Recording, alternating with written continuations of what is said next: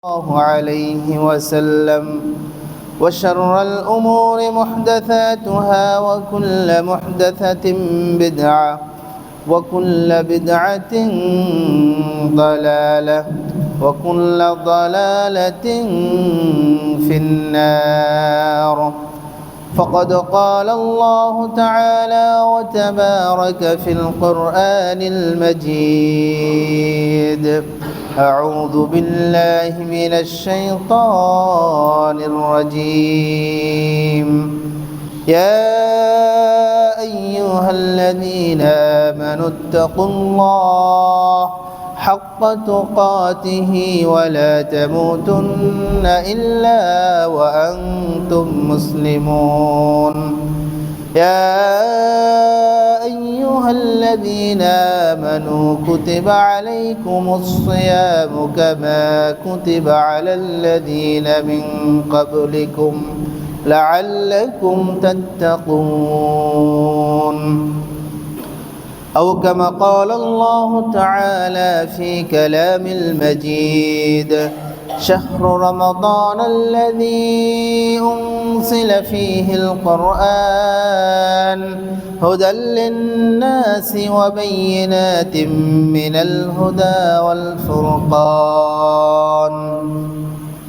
عن أبي هريرة رضي الله عنه قال: قال رسول الله صلى الله عليه وسلم: من صام رمضان إيمانا واحتسابا غفر له ما تقدم من ذنبه ومن قام إيمانا واحتسابا غفر له ما تقدم من ذنبه ومن قام ليلة القدر إيمانا واحتسابا غفر له ما تقدم من ذنبه.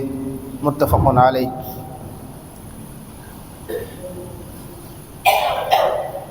Nabil group of industries কর্তৃক পরিচালিত Nabil Islamic সেন্টারের জুমার খুতবায় উপস্থিত সম্মানিত সুধীমণ্ডলী, আজকের জুমায় উপস্থিত নাবিল গ্রুপ অফ ইন্ডাস্ট্রিজের সম্মানিত এমডি ও চেয়ারম্যান মহোদয়, অত্র এলাকার দিনদার পরহেজগার মুসলিমবৃন্দ, পর্দার অন্তরালে মা ও বোনেরা, প্রশংসা আল্লাহ সুবহানাহু ওয়া তাআলার জন্য, যার ঐকান্তিক মেহেরবানিতে পৃথিবীর সর্বোৎকৃষ্ট স্থানে পবিত্র মসজিদে জুমার ফরজিয়াত আদায় করার জন্য সমবেত হতে পেরেছি। সেই মহান আল্লাহ সুবহানাহু ওয়া তাআলার জন্য হৃদয়ের গভীরতম প্রদেশ থেকে, অন্তঃস্থল থেকে শুকরিয়া আদায় করছি। আলহামদুলিল্লাহ।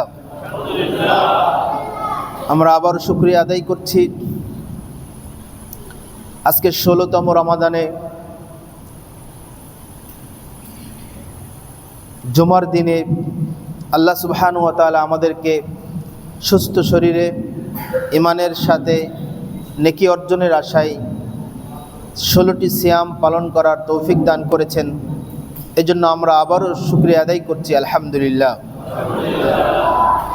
অতঃপর দরুদ ও সালাম পেশ করছি আখিরি জামানার নবী, নবিকুল শিরোমণি আহমদে মুস্তফা মুহাম্মদে মুস্তফা বিশ্বনবী মুহাম্মদ রাসূলুল্লাহ সাল্লাল্লাহু আলাইহি ওয়াসাল্লামের প্রতি। সম্মানিত উপস্থিতি, আল্লাহ সুবহানাহু ওয়া তাআলা বান্দা হিসেবে আমাদেরকে এতটাই ভালোবাসেন যে তিনি চান আমরা যেন নেকির কাজ করে, ভালো কাজ করে, সৎ আমল করে আল্লাহ সুবহানাহু ওয়া তাআলার সন্তুষ্টি অর্জন করে তার জান্নাতে প্রবেশ করি। এটা আল্লাহ সুবহানাহু ওয়া তাআলার একটা একান্ত চাওয়া। এই চাওয়া থেকে তিনি বান্দার মাঝে সবসময় সর্বদা এমন কিছু কিছু সময় এনে দেন যে সময়টা বা সেই সময়ের মূল্যায়ন করলে আল্লাহ সুবহানাহু ওয়া তাআলার সন্তুষ্টি যেমন অর্জন করা সহজ হয়, জান্নাতের পথও পরিষ্কার হয়। অনেকগুলো মাধ্যমের মধ্যে, অনেকগুলো ব্যবস্থাপনার মধ্যে এই রমজান মাস অন্যতম একটি। ব্যবস্থা। এই রমজানের মাধ্যমে আল্লাহ তাআলা মানুষকে, মুসলিমকে একেবারে পাপ মুক্ত করে, পাপ থেকে শূন্য করে অসংখ্য অগণিত সৎ আমলের নেকি দিয়ে তার জীবন যেমন আলোকিত করে দেয়, অনুরূপভাবে পরকালে সে যেন জান্নাতে যেতে পারে তার একটা সুন্দর ব্যবস্থাপনা আল্লাহ তাআলা রমজান মাসে দিয়ে থাকেন। সম্মানিত উপস্থিতি, রমজানে আমরা অনেকগুলো কাজ করি শুধুমাত্র আল্লাহকে খুশি করার জন্য। রমজান মাসে আমরা সাহারি করি, রমজান মাসে তারাবির সালাত পড়ি, দান সাদাকা করি, অর্থপক্ষে অন্যকে ইফতার করাই। এগুলোর ফজিলত আমরা অসংখ্য অগণিত, এটা আমরা জানি। কিন্তু আমি আপনাকে বা আপনাদেরকে আজকে জুমার খুতবার মাধ্যমে একটা নতুন বিষয় নিয়ে এই রমজান কেন্দ্রিক আলোচনা করার চেষ্টা করব ইনশাআল্লাহ। আল্লাহ তাআলা বলেন, ইয়া আইয়ুহাল্লাযীনা আমানু কুতিবা আলাইকুমুস সিয়াম, হে ঈমানদারগণ, তোমাদের প্রতি সিয়ামকে আবশ্যক করা হলো, ফরজ করা হলো, কামা কুতিবা আলাল্লাযীনা মিন ক্বাবলিকুম, যেমন ফরজ করা হয়েছিল তোমাদের পূর্ব উম্মতের উপরে। এই কথা বলার পরে শেষে যে কথাটি বললেন, লাআল্লাকুম তাত্তাকুন, সিয়াম ফরজ করা হয়েছে কেন? যাতে তোমরা তাকওয়া অর্জন করতে পারো, মুত্তাকি হতে পারো, পরহেজগারিতা অর্জন করতে পারো। রমজানের সিয়াম রাখার মূল উদ্দেশ্য হলো তাকওয়া অর্জন। পৃথিবীতে এমন কোনো শক্তি নেই, এমন কোনো আইন নেই, এমন কোনো ব্যবস্থাপনা নেই, যে আইন, যে ব্যবস্থাপনা, যে শক্তি মানুষকে অন্যায় থেকে ঠেকাতে পারে, মানুষকে সুদ ঘুষ থেকে ঠেকাতে পারে, মানুষকে অইসলামিক কার্যক্রম থেকে ঠেকাতে পারে, মানুষকে অন্যায় থেকে ঠেকাতে পারে। একটা মাত্র অস্ত্র, সেটা হলো তাকওয়া। রাসূলুল্লাহ সাল্লাল্লাহু আলাইহি ওয়াসাল্লাম যখন যে সমাজে এসেছিলেন, সেই সমাজ বর্তমান সময়ের চেয়ে কোনো অংশে কম ছিল না, যদিও আমরা এখন সভ্য সমাজে বসবাস করছি। জাহেলিয়াতের চূড়ান্ত পর্যায়ের যুগ ছিল সেই সময়। আল্লাহর নবী সাল্লাল্লাহু আলাইহি ওয়াসাল্লাম তাদেরকে তাকওয়ার বলে বলিয়ান করে, তাকওয়ার শক্তিতে জাগ্রত করে একটা সমাজ মাত্র 22-23 একটু কম এই অল্প সময়ে গোটা পৃথিবীতে মদিনাকে, মক্কাকে একটা দৃষ্টান্তমূলক সমাজে পরিণত করতে সক্ষম হয়েছিলেন। তার প্রধানতম অস্ত্র ছিল এই তাকওয়া। ইবাদত জগতে যত ইবাদত আছে, সালাত বলেন, সিয়াম বলেন, যাকাত বলেন, হজ বলেন, সকল ইবাদতের একটা মৌলিক উদ্দেশ্য হলো তাকওয়া অর্জন। আল্লাহ তাআলা বলেন, ইয়া আইয়ুহান নাসু উবুদু রাব্বাকুমুল্লাযী খালাকাকুম ওয়াল্লাযীনা মিন ক্বাবলিকুম লাআল্লাকুম তাত্তাকুন। সূরা বাকারা 21 নম্বর আয়াত। আল্লাহ বলছেন, হে মানুষ সকল, পৃথিবীতে যারা তোমরা মানুষ আছো, তোমরা তোমাদের রবের ইবাদত করো, যিনি তোমাদেরকে সৃষ্টি করেছেন। তোমাদের পূর্বে যে উম্মত চলে গেছে, তাদেরকেও যিনি সৃষ্টি করেছিলেন, সেই রবের ইবাদত করো, লাআল্লাকুম তাত্তাকুন, যাতে তোমরা আল্লাহর ভয়, তাকওয়া অর্জন করতে পারো। তাহলে ইবাদতের মৌলিক উদ্দেশ্য হলো তাকওয়া অর্জন। আর ইবাদতের জগতে সিয়াম, রমজান একটি তুলনাহীন ইবাদত। এক সাহাবী রাসূলুল্লাহ সাল্লাল্লাহু আলাইহি ওয়াসাল্লামের কাছে এসে বলছেন, ইয়া রাসূলুল্লাহ সাল্লাল্লাহু আলাইহি ওয়াসাল্লাম, আমাকে কিছু আদেশ করুন, মুরনি আলাইকা আলাইয়া, আমাকে কিছু আদেশ করেন। তখন নবী সাল্লাল্লাহু আলাইহি ওয়াসাল্লাম বলছেন, আলাইকুম বিসিয়াম, তুমি তোমার উপরে সিয়ামকে আবশ্যক করে নাও, কারণ লা ইদলা লাহু, সিয়ামের তুলনায় দ্বিতীয় কোনো ইবাদত নাই পৃথিবীতে। সিয়ামের তুলনায় পৃথিবীতে আর দ্বিতীয় কোনো ইবাদত নাই। তুলনাহীন একটি ইবাদত সিয়াম। কারণ এই সিয়ামটা কেবলমাত্র আমি আল্লাহর জন্য রাখি। as-sawmu li wa ana ajzi bihi। আল্লাহ বলছেন সিয়াম কেবল আমার জন্য রাখা হয় আর আমি তার নিজে পুরস্কার দেব। তাহলে ইবাদতের মূল উদ্দেশ্য তাকওয়া অর্জন, আবার রমজানের সিয়াম রাখারও মূল উদ্দেশ্য তাকওয়া অর্জন। তাহলে তাকওয়াটা কি জিনিস আমাকে বুঝতে হবে। যে উদ্দেশ্য আল্লাহ রমজানকে ফরজ করেছেন সেই উদ্দেশ্য যদি আমার না জানা থাকে তাহলে আমার ওই সিয়াম রেখে তো কাজ হবে না। আমি একটা আয়াত তেলাওয়াত করেছি, আল্লাহ তাআলা বলছেন ইয়া আইয়ুহাল্লাযীনা আমানুত্তাকুল্লাহা হাক্কা তুকাতিহি ওয়া লা তামুতুন্না ইল্লা ওয়া আনতুম মুসলিমুন। হে ঈমানদারগণ, তোমরা আল্লাহকে ভয় করো যথাযথভাবে এবং পরিপূর্ণ মুসলিম না হয়ে মৃত্যুবরণ করো না। এই হাক্কা তুকাতিহি, পরিপূর্ণভাবে আল্লাহর ভয় করো, যথাযথভাবে আল্লাহর ভয় করো, এর ব্যাখ্যায় প্রখ্যাত সাহাবী আব্দুল্লাহ বিন মাসউদ রাদিয়াল্লাহু আনহু বলছেন আইয়ুতাউ ফালা ইউসা। তাকওয়া হলো আইয়ুতা, আনুগত্য করা, ফালা ইউসা, অবাধ্যতা করা নয়।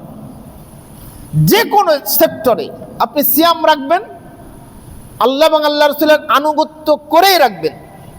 আল্লাহ এবং আল্লাহ রাসূল যেভাবে করতে বলেছেন সেভাবেই করবেন, সালাত পড়বেন সেভাবেই করবেন, যাকাত দিবেন সেভাবেই দিবেন যেভাবে আল্লাহ এবং আল্লাহ রাসূলকে করতে বলেছেন। আমার ব্যক্তি জীবন পরিচালনা করব যেভাবে আল্লাহ এবং আল্লাহ রাসূল করতে বলেছেন।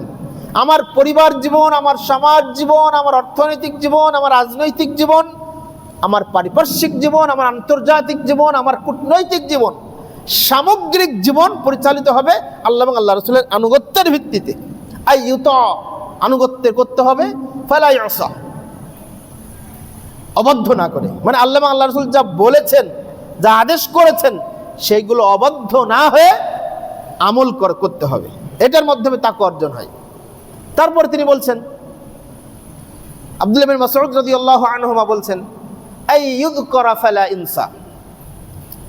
তাকওয়া হলো আল্লাহর জিকির করা, আল্লাহর স্মরণ করা।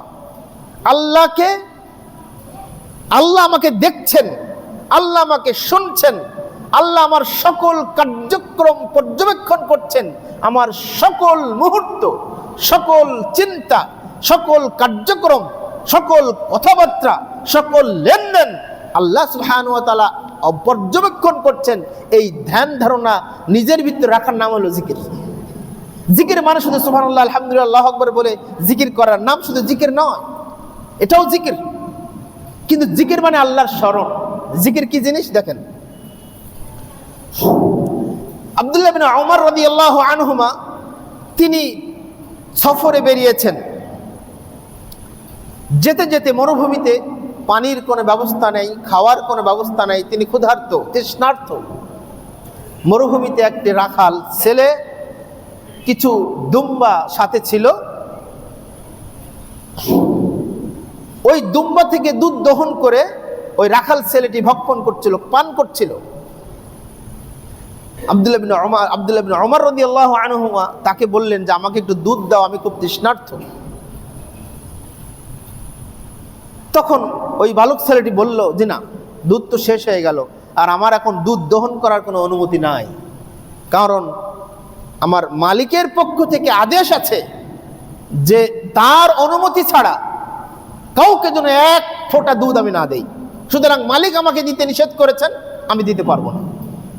আব্দুল্লাহ ইবনে উমর রাদিয়াল্লাহু আনহুমা তাকে জিজ্ঞাসা করলেন, পরীক্ষা করার জন্য বললেন, আচ্ছা ঠিক আছে, তুমি আমার কাছে একটা ছাগল বিক্রয় করো, তাহলে আমি ওই ছাগলের দুধ দহন করে আমার তৃষ্ণা মিটবে, তোমার কিছু অর্থনৈতিক সচ্ছলতা হবে। তখন ওই বালক ছেলেটি বলছে, তাহলে আমাকে বলে দাও, আমি আমার মালিককে গিয়ে কি বলবো?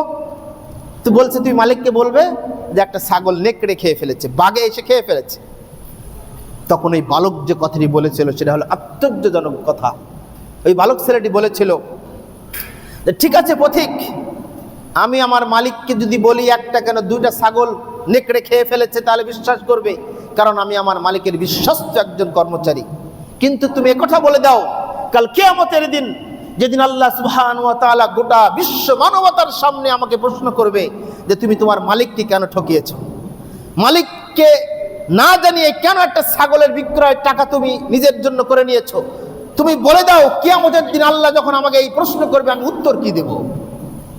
আব্দুল্লাহ বিন মাসউদ, আব্দুল্লাহ বিন ওমর রাদিয়াল্লাহু আনহুমা ওই ছোট্ট বালকের এই ঈমান দেখে, তার ওই তাকওয়া দেখে তাকে তার মালিকের কাছ থেকে ক্রয় করে নিলেন, ছাগল সহ ক্রয় করে নিলেন, অথবা ছাগল সহ দাসকে মুক্ত করে দিলেন, স্বাধীন করে দিলেন। আল্লাহু আকবার।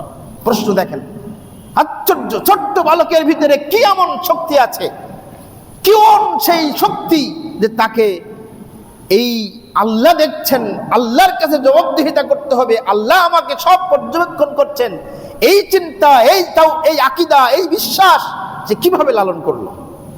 আজকের যুগের আমরা যারা কর্মচারী কর্মকর্তা আছি, যদি আমরা সেইটা ভাবতাম যে আমার সকল কার্যক্রম আল্লাহ পর্যবেক্ষণ করছেন, আমার সকল কার্যক্রম আল্লাহ তাআলা দেখছেন এবং শুনছেন, তাহলে আমার দ্বারা কোনো অন্যায় হতো না, মালিক পক্ষ ঠকতো না।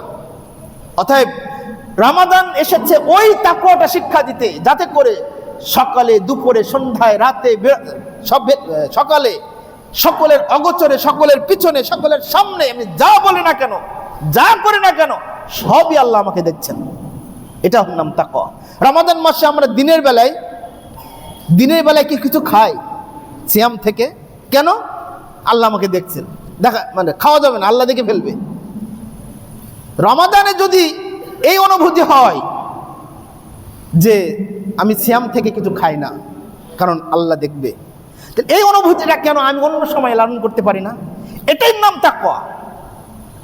এরপরে আব্দুল্লাহ বিন মাসউদ রাদিয়াল্লাহু আনহুমা বলছেন, তাকওয়া হলো এই ইশকারা ফালা ইয়াকফুর। তাকওয়া হলো কৃতজ্ঞতা স্বীকার করা, তাকওয়া হলো শুকরিয়া আদায় করা, তাকে অকৃতজ্ঞ প্রকাশ না করা। আল্লাহ তাআলা আমাদেরকে কত নিয়ামত দিয়েছেন।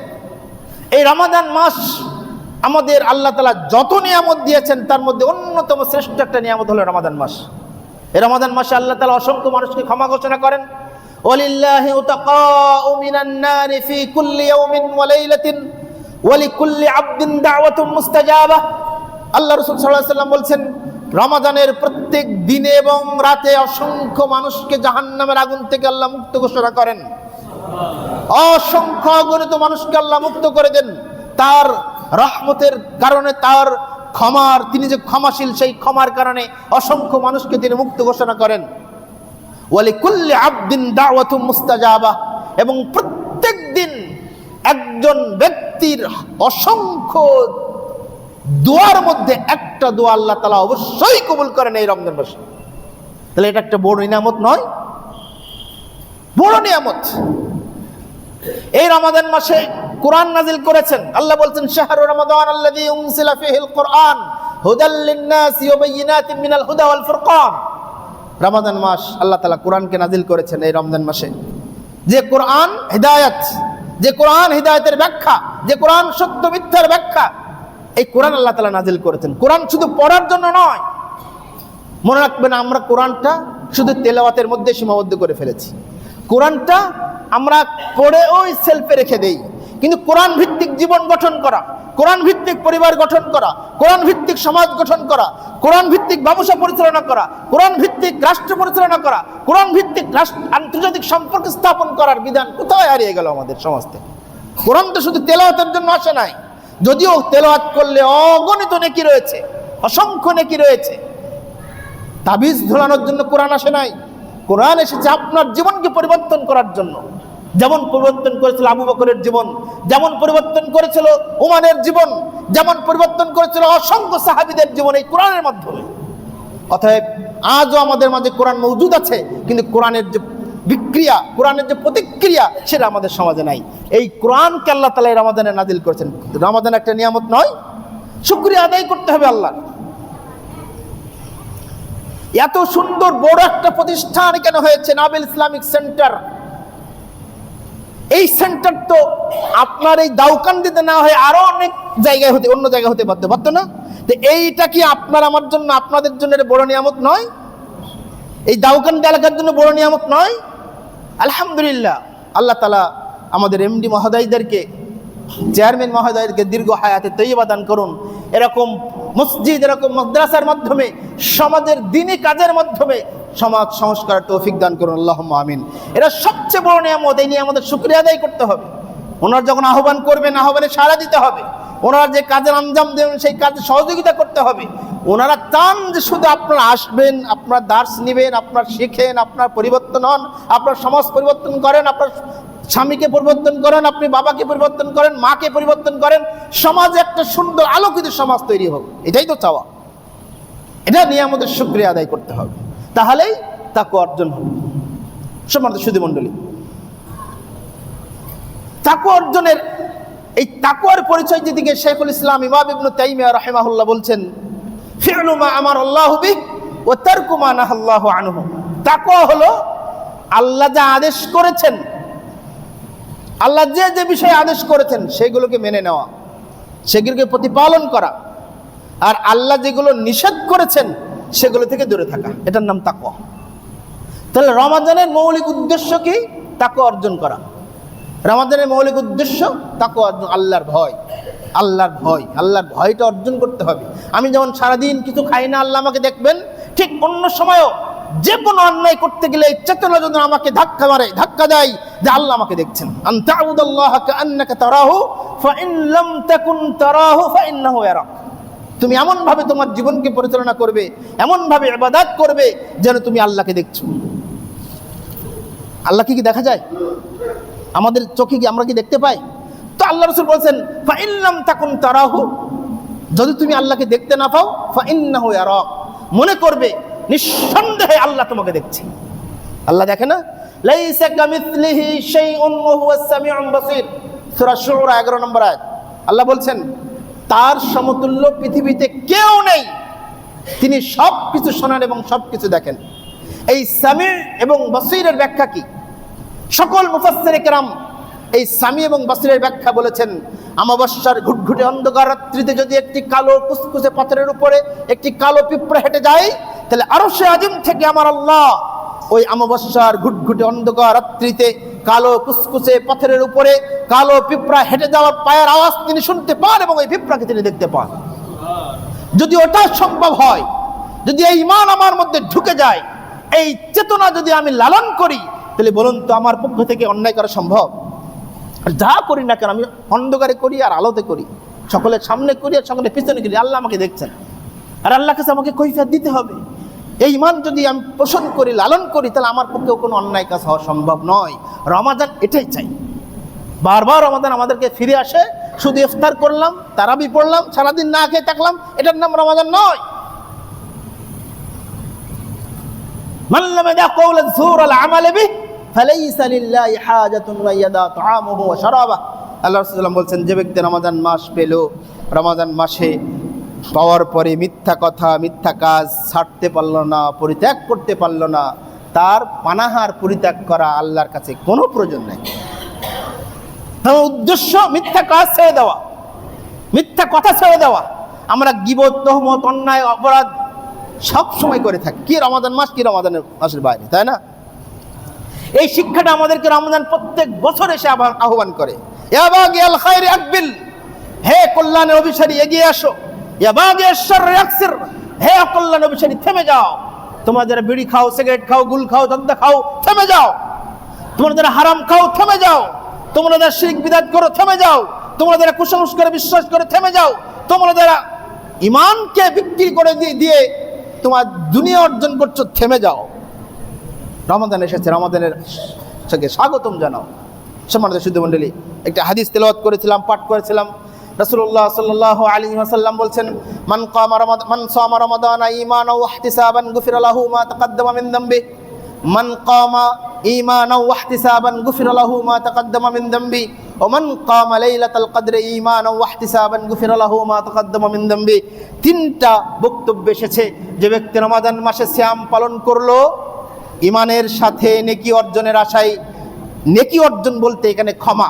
ইবনু হাজার আসকালানী রাহিমাহুল্লাহ সহিহ বুখারীর ভাষ্যকার, তিনি বলছেন ইহতিসাব মানে ক্ষমা, ইস্তেগফার। যে ব্যক্তি ক্ষমা লাভের আশায় এবং ঈমানের সাথে সিয়াম ব্রত পালন করলো, তার পূর্বের সকল সগীরা গুনাহ আল্লাহ কাফফারা করে দিবেন, আল্লাহ মাফ করে দিবেন। তারপরে যে ব্যক্তি রমাদান মাসে ক্ষমা লাভের আশায় ইমানের সাথে তারাবির সালাত আদায় করলো, ওই ব্যক্তির পূর্বের সকল সগীরা গুনাহগুলো ক্ষমা করে দিবেন।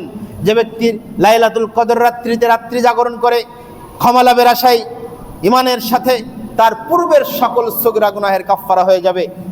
এখানে তিনটা কথা এসেছে, খেয়াল করুন। একটা হলো সিয়াম রাখা, একটা হলো কিয়াম করা, তারাবির সালাত পড়া, একটা হলো লাইলাতুল কদরে কিয়াম করা, রাত্রি জাগা। এই তিনটা সিয়ামের, এই তিনটা প্রসঙ্গে তিনটার সাথেই দুটো শব্দ যুক্ত হয়েছে। একটা হলো ইহতিসাব, আর একটা হলো ঈমান। ক্ষমা লাভের আশা, আর একটা হলো ঈমানের সাথে। আমরা ক্ষমা লাভের আশায় সিয়াম রাখি, রাখি না?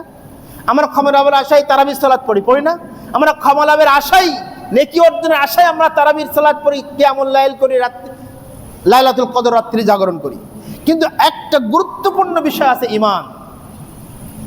কুরআনুল কারীমে যে আয়াত দ্বারা আল্লাহ তাআলা সিয়ামকে ফরজ করেছেন, সূরা বাকারার 183 নম্বর আয়াত, ইয়া আইয়ুহাল্লাযীনা আমানু কুতিবা আলাইকুমুস সিয়ামু কামা কুতিবা আলাল্লাযীনা মিন ক্বাবলিকুম লাআল্লাকুম তাত্তাকুন। আল্লাহ তাআলা বলছেন, হে ঈমানদারগণ, হে ঈমানদারগণ, তোমাদের উপরে সিয়ামকে ফরজ করা হলো। ঈমানদারদেরকে লক্ষ্য করে এখানে বলা হয়েছে। আর এই হাদিসে বলা হচ্ছে, যে ব্যক্তি নেকি অর্জনের আশায় তথা ক্ষমা লাভের আশায় এবং ঈমানের সাথে রমাদানের সিয়াম পালন করলো। তাহলে সিয়ামের সাথে ঈমানের একটা কানেকশন আছে। আমরা এটা বিশ্বাস করি, অমুসলিমদের উপরে সিয়াম নাই, তাই না? যারা অমুসলিম তারা কি সিয়াম রাখে? তাহলে সিয়াম রাখবে তারাই যাদের ঈমান আছে। এই ঈমানের সাথে একটা সুন্দর সম্পর্ক আছে সিয়ামের। এখন এই ঈমানটার অবস্থা কি আমাদের? আমরা প্রথমে বলেছি আমাদের মূল উদ্দেশ্য তাকওয়া অর্জন। আর দ্বিতীয় পয়েন্টে যেটা আমি বলতে চাই সেটা হলো ঈমান। আমার আপনার ঈমানটাকে মজবুতের জন্য, ঈমানটাকে সুন্দর করার জন্য, সুদৃঢ় করার জন্য এই রমাদান মাসের আগমন। আমাদের ঈমানের অবস্থা কি? রাসূলুল্লাহ সাল্লাল্লাহু আলাইহি ওয়াসাল্লাম বলছেন, লা ইয়াজতামিআন ফি কলবি আবদিন আল ঈমান ওয়াল হাসাদ। মুসনাদ আহমদের হাদিস। কোন মানুষের অন্তরে ঈমান এবং হিংসা একসাথে থাকতে পারে না। কোন মানুষের অন্তরে ঈমান এবং হিংসা একসাথে থাকতে পারে না। তার ভিতরে যদি ঈমান থাকে ও হিংসুক নয়, আর কার ভিতরে যদি হিংসা থাকে ওর ভিতরে ঈমান নাই। এটা আল্লাহর নবী বলেছেন। রাসূলুল্লাহ সাল্লাল্লাহু আলাইহি ওয়াসাল্লাম বলেছেন, একজন মুমিন যখন মদ পান করে তখন ওই মদ পান করা অবস্থায় তার মাঝে ঈমান থাকে না। একজন মুমিন যখন জিনা করে, ওই জিনা করা অবস্থায় তার মাঝে ঈমান থাকে না। লা ইয়াজনি যানি হিনা ইয়াজনি ওয়া হুয়া মুমিন। একজন মানুষ জিনা করা যখন যে অবস্থায় জিনায় লিপ্ত ওই অবস্থায় তার ঈমান থাকে না। লা ইয়াশরাবুল খামর হিনা ইয়াশরাবু ওয়া হুয়া মুমিন। যখন মানুষ মদ পান করে তখন ওই মদ পান করা অবস্থায় তার মধ্যে ঈমান থাকে না। তার ঈমানের অবস্থা কি? মদ কি? মদের সংজ্ঞা দিতে গিয়ে রাসূলুল্লাহ সাল্লাল্লাহু আলাইহি ওয়াসাল্লামের দুটো হাদিস উপস্থাপন করবে। সহিহ মুসলিমের 2009 নম্বর হাদিস খুলুন। রাসূলুল্লাহ সাল্লাল্লাহু আলাইহি ওয়াসাল্লাম বলছেন, কুল্লু মুসকিরিন খামর। প্রত্যেক নেশাদার দ্রব্য হলো মদ। আর কুল্লু খামরিন হারাম। আর প্রত্যেক হারামই হলো, প্রত্যেক মদই হলো হারাম। যা খেলে নেশা হয় তাই মদ। সেটা লিকুইড হোক, সেটা শুকনো হোক, সেটা তরল পদার্থ হোক, বা সেটা শুকনো হোক, যে কোনো কিছু হোক না কেন, যা খেলে নেশা হয় সেটাই মদ। আবু দাউদের 3557 নম্বর হাদিস, রাসূলুল্লাহ সাল্লাল্লাহু আলাইহি ওয়াসাল্লাম বলছেন, মা আসকারা কাসীরুহু ফাকালিলুহু হারামুন। যা বেশি খেলে মাদকতা আনয়ন করে তার সামান্য পরিমাণ খাওয়াটাও হারাম। যা বেশি খেলে মাদকতা আনয়ন করে তার সামান্য পরিমাণ খাওয়াটাও হারাম। এখন আপনাদের কাছে প্রশ্ন, সিগারেটের ভিতরে কি থাকে? তামাক। 10টা তামাক, সিগারেটের তামাক এনে যদি আমাকে দেন যে হুজুর আপনি আমাদের এলাকার মেহমান, আপনাকে এটা দ্বারা আপ্যায়ন করা হলো, আপনি খান। আর ওই 10টা বিড়ির তামাক যদি আমি ভাতের মতো চাবিয়ে খাই, বলুন তো আমার মাথা কি ঠিক থাকবে? আপনারা বলুন, ঠিক থাকবে? যদি ঠিক না থাকে, আল্লাহ রাসূলের ভাষ্য অনুযায়ী যা বেশি খেলে মাদকতা আনয়ন করে তার সামান্যটাও হারাম। 10টা বিড়ির তামাক খেলে যদি আমার হিতাহিত বুদ্ধি লোপ পাই, তাহলে ওই বিড়িতে একটা টান দেওয়া হারাম। আমাদের সমাজে সিগারেটখোর নাই, বিড়িখোর নাই? এখানে অনেক মানুষ আছে যারা ইফতার করার পরপরই মসজিদ থেকে বেরিয়েই আগে সিগারেট ধরে না? তাহলে বলুন আপনার আমার ইমানের অবস্থা কোথায়? ইমানের সাথে সিয়ামের যে একটা কানেকশন, সেটা কি আমাদের ভিতরে পাওয়া যায়? হিংসা কি আমাদের ভিতরে আছে কি নাই? এটা তো দুটো উদাহরণ দিলাম। আরেকটা উদাহরণ দিয়ে আমি আলোচনা শেষ করব, সময় খুব সংক্ষেপ। সেটা হলো আমাদের ইমানের অবস্থাটা কোথায়। আমরা এখন বর্তমান বিশ্ব রমাজানের এই বরকতময় সময়ে আমি আপনাদেরকে একটি নতুন অন্য বিষয়ে দৃষ্টি আকর্ষণ করতে চাই, শুধুমাত্র আপনার আমার ইমানকে মজবুতের জন্য, যাতে করে আমার সিয়াম নষ্ট হয়ে যায়, আমার ইবাদত নামাজ নষ্ট হয়ে যায়, আমার হজ যাকাত নষ্ট হয়ে যায়, আমার দান সাদাকা নষ্ট হয়ে যায়। কারণ ইমান যদি শুদ্ধ না হয়, ইমান যদি বিশুদ্ধ না থাকে, ইমান যদি শক্তিশালী না থাকে, তাহলে আমার নামাজ রোজা করে কোনো লাভ নেই। আমরা সকলেই জানি ইরান হলো শিয়া রাষ্ট্র। অধিকাংশ মুসলিম বা ঐক্যমত ইজমা পোষণ হয়েছে সকল মুসলিম উম্মার সাহাবা ইকরামের ইজমা মতে শিয়ারা হলো কাফের। শিয়ারা হলো কাফের। শিয়া তারা মুসলিমদের বাইরে। আমি আপনাদেরকে বিভ্রান্ত করার জন্য বলছি না, জাস্ট আপনার ইমানকে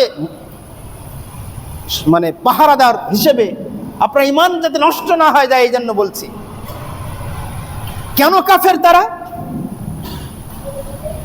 তাদের দৃষ্টিতে আসমানে ভুল করেছে জিবরিল আলাইহিস সালাতু ওয়াস সালাম, নাউযুবিল্লাহ, আর জমিনে ভুল করেছে ওমর ইবনুল খাত্তাব রাদিয়াল্লাহু আনহু। আসমানে জিবরিল কি ভুল করেছে? আল্লাহ তাআলা জিবরিলকে বলেছে, যাও এই ওহী নিয়ে যাও, ওহী নিয়ে তুমি আলী রাদিয়াল্লাহু তাআলা আনহু এর কাছে তুমি নাজিল করবে ওহী। কিন্তু জিবরিল ভুল করে আলীর কাছে না গিয়ে মুহাম্মদের কাছে নাজিল করেছে, নাউযুবিল্লাহ। শিয়ারা এটা বিশ্বাস করে যে যদি আজও ফেরেশতা জিবরিল দুনিয়াতে আসে আর আজ তা যদি হাতের পাশে পায়, তাহলে তাদেরকে গুলি করে মেরে ফেলে দিবে।